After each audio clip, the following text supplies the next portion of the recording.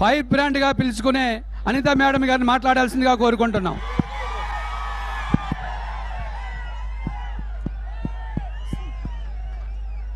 అమ్మా అందరికీ నమస్కారం.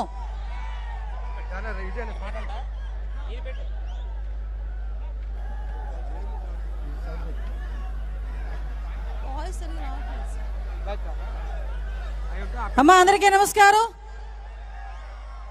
మండు టెండలో ఒకే ఒక్క పిలుపుతో మన అధిష్టానం పిలిచిన రా కదలిరా అని ఒకే ఒక్క పిలుపుతో అధిష్టానం పిలిచింది, నా నాయకుడు పిలిచాడు అని ఒకే ఒక్క అభిమానంతో పసుపు జెండా వేసుకొని పసుపు జెండా భుజాన్ని ఎత్తుకొని ఇక్కడికి వచ్చిన ప్రతి కార్యకర్తకి కూడా పేరు పేరున పాదాభివందనం చేసుకుంటూ ఈరోజు ఈ కార్యక్రమానికి ముఖ్య అతిథులుగా విచ్చేసిన మనందరి అభిమాన నాయకుడు నారా చంద్రబాబు నాయుడు గారు 4.5 సంవత్సరాలకి ముందు ఈ రాష్ట్రాన్ని నెత్తిన పెట్టుకొని ఈ రాష్ట్రాన్ని 16,000 కోట్ల లోటు బడ్జెట్లో కూడా ఎక్కడా కూడా ఎవరికి ఎటువంటి కష్టం రాకుండా చూసుకున్న ఆ మహానుభావుడు 4.5 సంవత్సరాలకి ముందు జస్ట్ ఒక్కసారి చూసుకుంటే ఎన్నో అవమానాలు పడి అక్రమ కేసులు ఎదుర్కొని జైల్లోకి వెళ్ళినప్పటికీ కూడా ఎక్కడా మొక్కవోని ధైర్యంతో ఈ రోజు ఈ తెలుగుదేశం పార్టీని నిలబెట్టాలి అనే తపనతో మనందరి ముందుకు రాబోతున్న వ్యక్తి మన జాతీయ పార్టీ అధ్యక్షుడు నారా చంద్రబాబు నాయుడు గారికి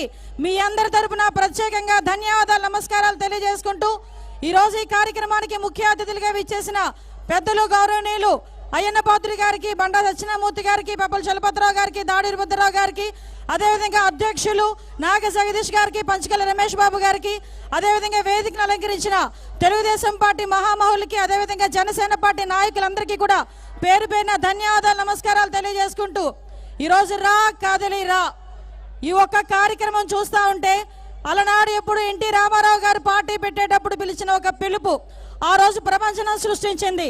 అదే ప్రపంచం మళ్ళా తిరిగి రాయాలంటే, ఈ సైకో పరిపాలన నుంచి తరిమి కొట్టాలి అంటే, ఈ సైకో పరిపాలన నుంచి రాష్ట్రాన్ని కాపాడుకోవాలి అంటే, మన యువత భవిష్యత్తుకి రావాలి అంటే మన అందరికీ ఒకే ఒక నినాదం వినిపించే పరిస్థితి, అదే రా కదలి రా.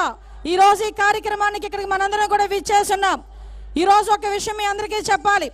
16 నెలలు చిప్పకూడు తిని పరిపాలన చేతకాక, అమరావతి కట్టడం చేతకాక, పోలవరం కట్టడం చేతకాక, నిరుద్యోగులకు ఉద్యోగాలు ఇవ్వడం చేతకాక, మహిళలకి రక్షణ కల్పించడం చేతకాక ఈ రోజు బయటకు వచ్చి అలాంటి వాడే సిద్ధు అని చెప్పి సైకో మొహంతో మనందరికీ కూడా ఫ్లెక్సీలు పెడతా ఉంటే 14 సంవత్సరాల సీఎం చేసి సైబరాబాద్ లాంటి ఒక వ్యవస్థను నిర్మించి ఈ రోజు మనందరికీ ఉద్యోగ అవకాశాలు కల్పించి, మహిళలకు సాధికారత కల్పించి, డ్వాక్రాస్ని ప్రవేశపెట్టి, దీపం పథకం ప్రవేశపెట్టి ఎంతో మంది హృదయాల్లో స్థానం గెలుచుకొని ప్రపంచంలోని తెలుగు వాళ్ళందరూ కూడా గర్వపడేలా మన నాయకుడు అని పిలుచుకునే మన చంద్రబాబు నాయుడు గారు ఈ రోజు అనాల్సిన విషయం సంసిద్ధం.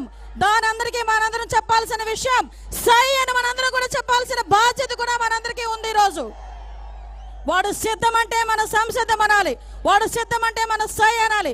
ఒక సైకోగాడే ఇటువంటి ధైర్యంతో బయటకు వచ్చి ఈరోజు మనలందరినీ ఛాలెంజ్ చేసే పరిస్థితి. ఈరోజు ఒక మోసపూరితమైన రాష్ట్రం. మీ అందరికీ తెలిసిన నిన్నే ఒక పెద్ద మనిషి మాట్లాడాడు, జగన్మోహన్ రెడ్డితో ఎలా ఉంటుందిరా అయ్యా అంటే ఎలక్షన్లు అయినంత వరకు శ్రీకృష్ణుడు శ్రీకృష్ణుడు అంటాడట, ఎలక్షన్ అయిన వెంటనే నికృష్టుడు అంటాడంట. అలా ఉంది పరిస్థితి, జగన్మోహన్ రెడ్డి పరిస్థితి. అటువంటి వ్యక్తి ఏరు దాటాక తెప్ప తగిలేసే రకం.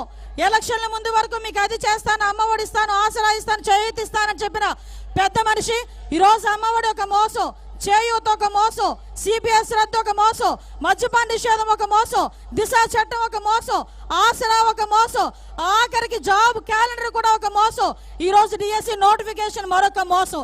ఇన్ని మోసాల మధ్య మోసపు రారాజుగా, మోసానికి బ్రాండ్ అంబాసిడర్ గా ఉన్న జగన్మోహన్ రెడ్డి కావాలా? మన అందరి గురించి, ఈ రాష్ట్రం గురించి ఎన్నో అవమానాలు ఎదుర్కొని, కుటుంబాన్ని కూడా ఎన్నో అవమానాలకి ఎదుర్కొన్నప్పటికీ కూడా ధైర్యంగా ముందుకొచ్చి ఈ రాష్ట్రానికి దిక్సూచి అయిన చంద్రబాబు నాయుడు గారు కావాలో మనందరం కూడా తేల్చుకోవాల్సిన అవసరం కూడా ఎంతో ఉంది. ఎంతైనా మహిళలకి చెప్తున్నా, మనందరం కూడా ఒక సెంటిమెంట్ ఫోల్స్. తల నిమిరేసరికి, బుగ్గులు నొక్కేసరికి, ముద్దులు పెట్టేసరికి ఇతగాడు ఏదో చేసేస్తాడేమో, మనలందరినీ ఉద్ధరించేస్తాడేమో అనుకున్నారు. కానీ ఈ సైకోగాడు మన అందరినీ కూడా నవరత్నాలను మోసం చేసి ఈ రోజు మన నోట్లో మట్టి కొట్టిన పరిస్థితి ఈ రోజు మనందరం కూడా గమనించుకోవాలి. దిశ చట్టం ఒక ఎందుకు పనికిరాని చట్టం. మద్యపాన నిషేధం జరిగిన తర్వాతే ఓట్లు అడుగుతానన్నాడు. ఇక్కడున్న ఒకే ఒక మహిళలందరికీ కూడా ఒకే ఒక విషయం చెప్పి నేను ముగిస్తా. ఇక్కడున్న మహిళలు ఎవరైనా కూడా వైఎస్ఆర్సీపీ తరపున ఓటేయండి అని అడగడానికి వస్తే మీరు ఒకే ఒక మాట చెప్పాలి. మద్యపాన నిషేధం చేసిన తర్వాతనే ఇక్కడికి వచ్చి ఓటు అడిగే హక్కు మీ అందరికీ ఉంది. ఓటు అప్పుడే అడగండి. అంతవరకు కూడా ఓటు అడిగితే చీపుళ్ళు ఇచ్చుకొని కొడతామన్న విషయాన్ని మాత్రం ప్రతి ఒక్క మహిళ కూడా చెప్పుకోవాల్సిన అవసరం ఉంది. ఈరోజు మహిళ బాధ వర్ణనాతీతం. పెరిగిపోయిన కరెంటు ఛార్జీల ధరలు, పెరిగిపోయిన నిత్యావసర వస్తువుల ధరలు, చదువుకునే పిల్లడు ఉద్యోగం రాక ఇంట్లోనే కూర్చునే పరిస్థితి, ఈరోజు భర్త బయటికి వెళ్ళి పని చేయాలంటే పని లేని పరిస్థితి, ఈరోజు బతకాలంటేనే విపరీతమైన భయపడే పరిస్థితి నుంచి ఈరోజు మన రాష్ట్రాన్ని మనం రక్షించుకోవాలన్నా, మన పిల్లల భవిష్యత్తు గురించి ఆలోచించాలన్నా, మహిళల రక్షణగా ఉండాలన్నా ఒకే ఒక నినాదం, అదే జై చంద్రబాబు నాయుడు గారు, జై తెలుగుదేశం, జై జనసేన. ఎందుకు ఈ మాట చెప్తారంటే ఒక వాయుకి అగ్ని తోడైనట్టుగా ఈరోజు తెలుగుదేశం పార్టీకి జనసేన తోడైంది.